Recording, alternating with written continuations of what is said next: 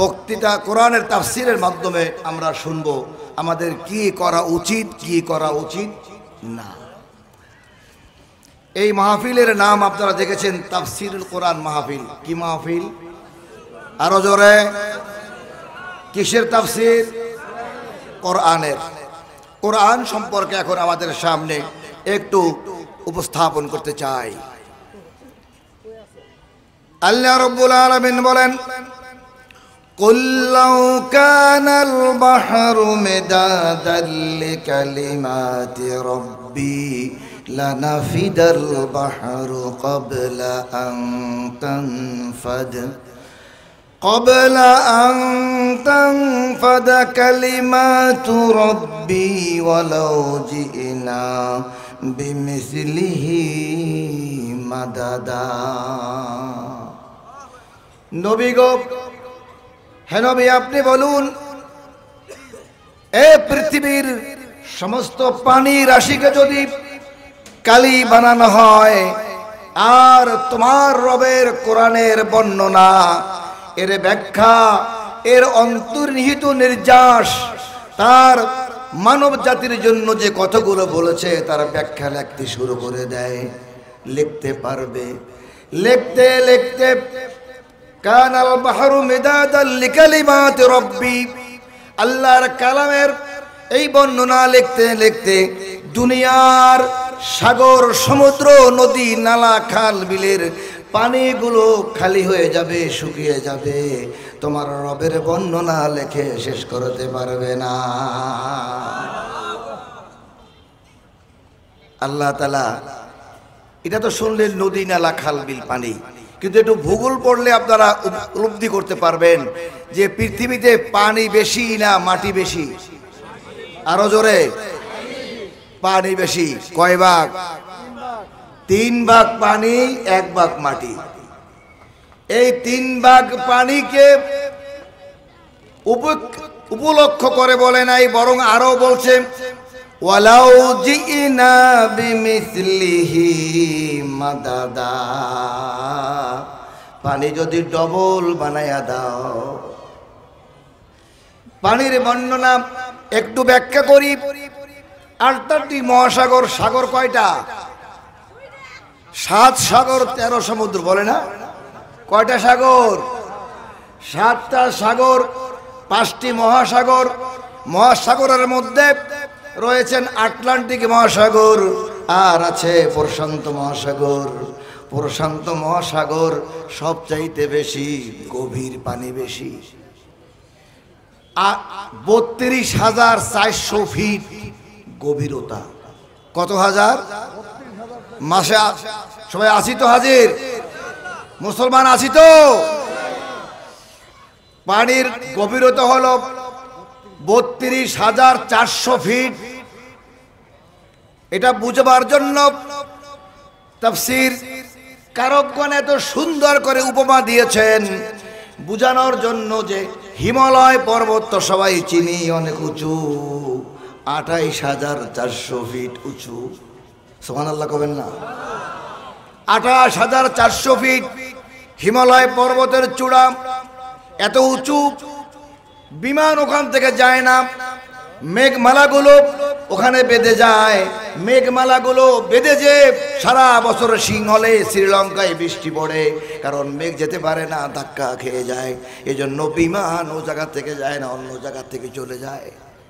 28,000 foot উঁচু এত বড় পর্বত, এই পাহাড়ে পৃথিবীর লোকেরা এসে এসে নাম লিখে যায়, তারা খ্যাতি অর্জন করে, তাদের দেশের নাম লিখে যায়, তারা বিখ্যাত হয়ে যায়।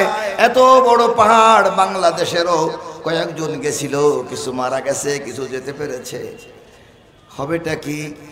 ব্যাখ্যার জন্য বলেছি, পৃথিবীতে যদি এমন শক্তিশালী কোনো ক্যারেন বা হামজা থাকে, সেই ক্যারেনে করে যদি ওই হিমালয় পর্বতটাকে বাজিয়ে উঠিয়ে প্রশান্ত মহাসাগরের মধ্যে ছেড়ে দেয়, এত বিশাল পাহাড়টি প্রশান্ত মহাসাগরের মধ্যে তলিয়ে যাবে, ঢিলা কুলুপের মতো খুঁজে পাওয়া যাবে না।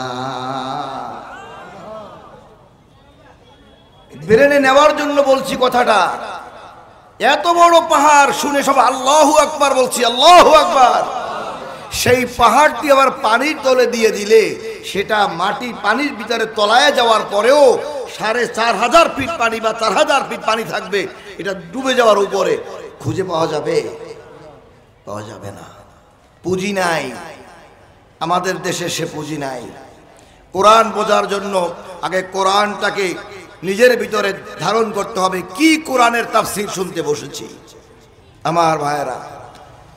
এই কোরআনের ব্যাপারে আল্লাহ তাআলা বলেন, হাযা বাসায়িরুল লিন্নাস। এই কোরআন হলো বিশ্ববাসীর জন্য, মানুষের জন্য সুস্পষ্ট নিদর্শন। তোমাদের যা লাগবে হুদা ওয়া রাহমাতাল লিল কওমি ইউকিনুন। এই কোরআন হলো হেদায়েতের পথ দেখাবে, রহমতে ভরে দেবে, জীবনটাকে পরিবর্তন করে দিবে। আপনার আমার জীবনের সমস্ত ক্লেশ সরিয়ে দিয়ে তাহা মা আনজালনা আলাইকাল কুরআনা লিতাশকা।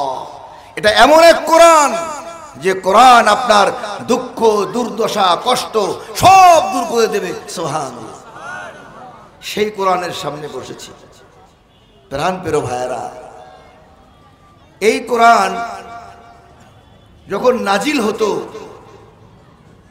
আল্লাহর রাসূল মাঝে মাঝে উটের পিঠে থাকা অবস্থায় নাজিল হলে উটের পিঠ বাঁকা হয়ে যেত কোরআন নাজিলের ওজনে। সুবহানাল্লাহ।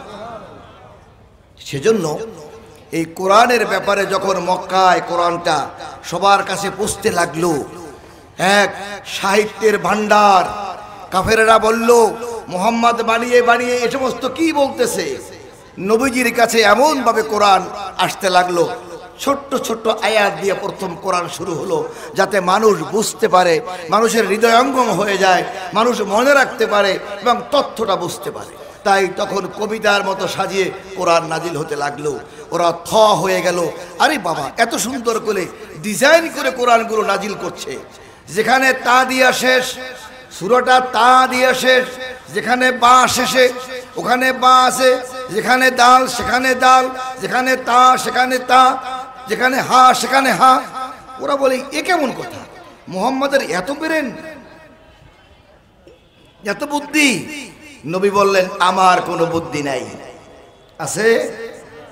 আল্লাহ নবী বলেন, ওমা ইয়ানতিকু আনিল হাওয়া ইন হুয়া ইল্লা ওয়াহয়ুন ইউহা।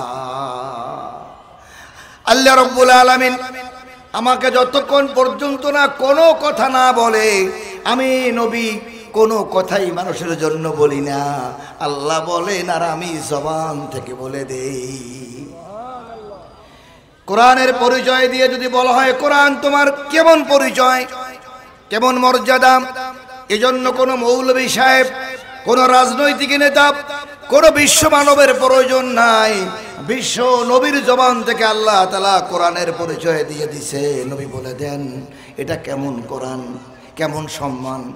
কোরআনের বাড়ি কোথায়, কোরআন আসলো কিভাবে, কোরআন আসার দরকারটা কি ছিল, প্রশ্ন হয় না? কেন আসলো, কোথায় আসলো, কবে আসলো, কি জন্য আসলো, এখন লাভটা হলো কি? কোরআন সব জবাব দিয়ে দিয়েছে।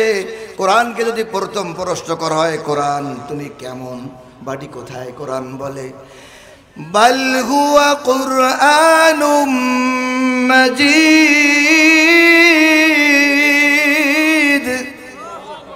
কোরআন বলে দেয় বরং এটা এমন এক গ্রন্থ যা সম্মানিত, অতি সম্মানিত।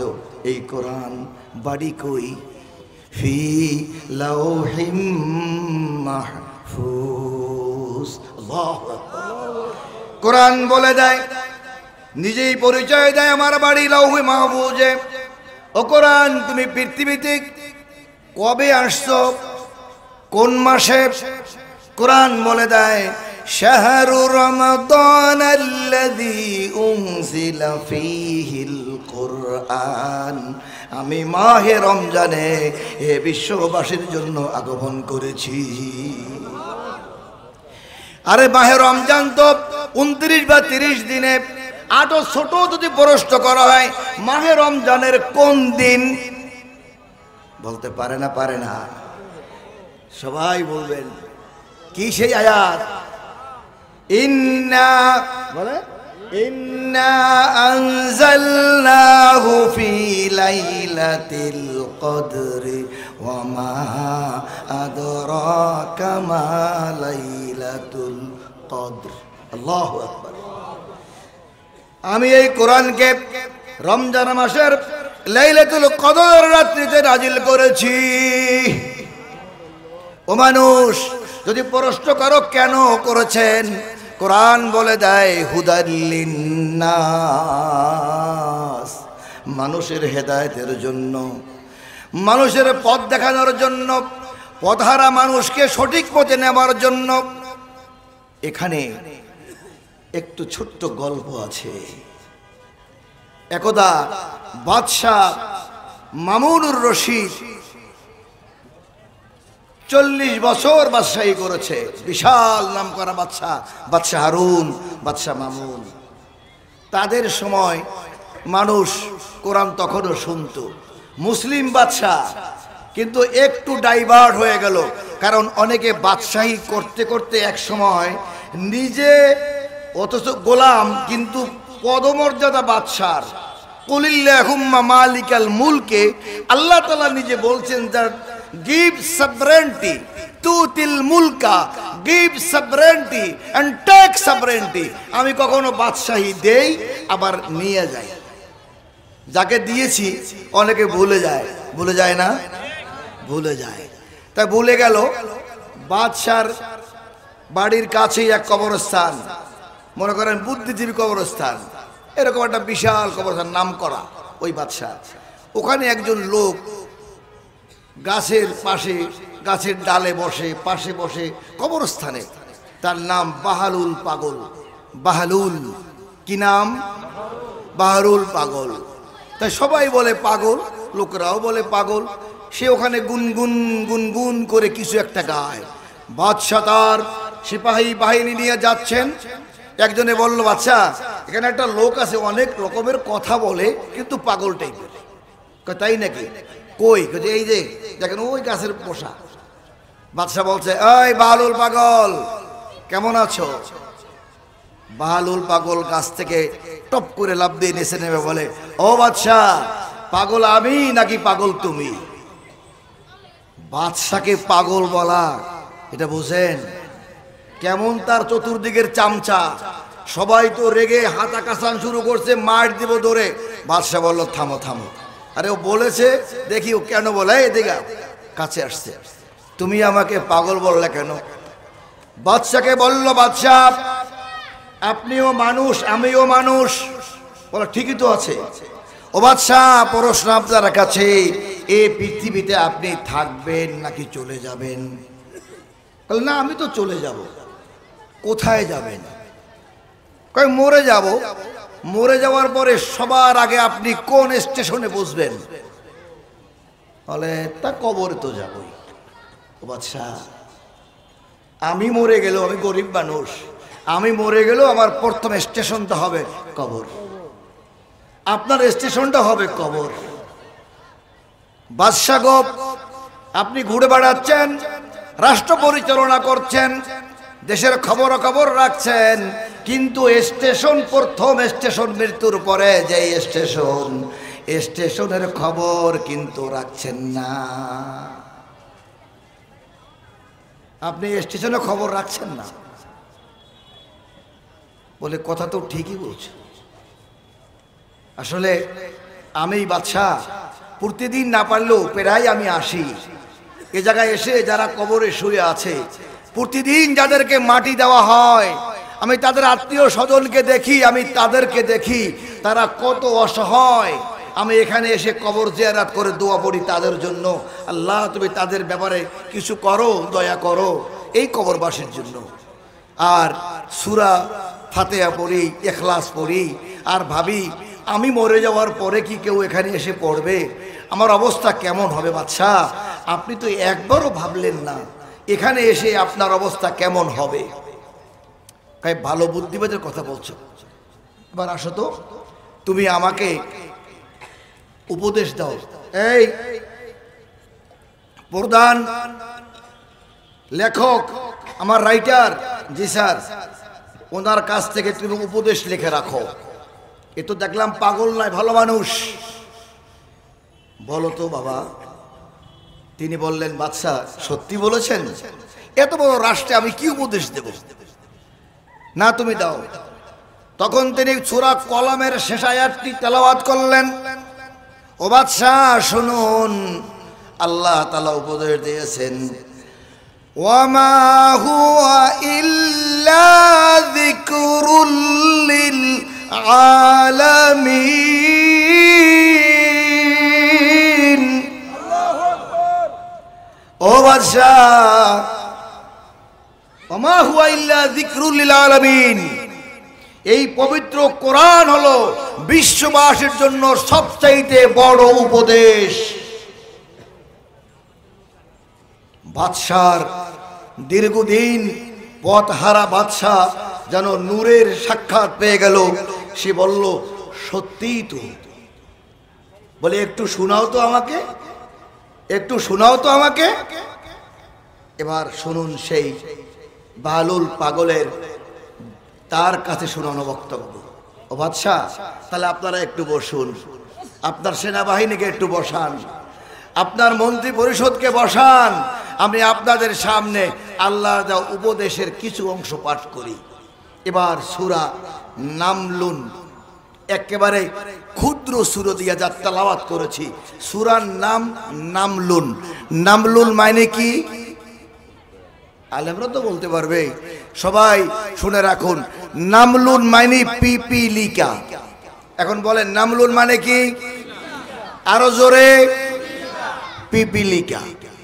বাদশাকে উপদেশ দেবে, বলো স্যার সূরাটার নাম হলো পিপিলিকা।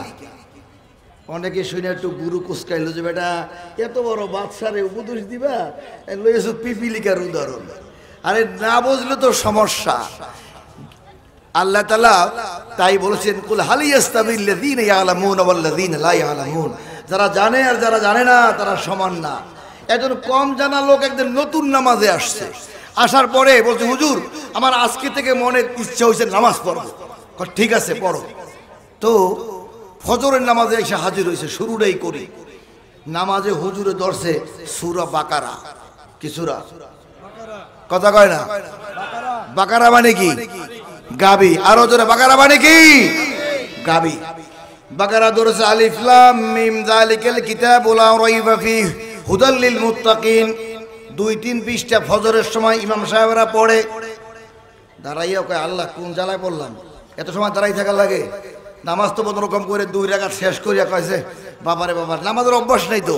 যাদের নামাজের মজা নাই, অভ্যাস নাই, তারা ইমাম সাহেবরা একটু সূরা লম্বা হলে পিছনে বসে আরাম করে না, একটু খিটখিট করে, খিটখিট করে। আর যারা মজা পায় মক্কায় যেয়ে দেখেন মনে হয় যেন আরো শুনি, আরো শুনি। ঠিক না বে ঠিক?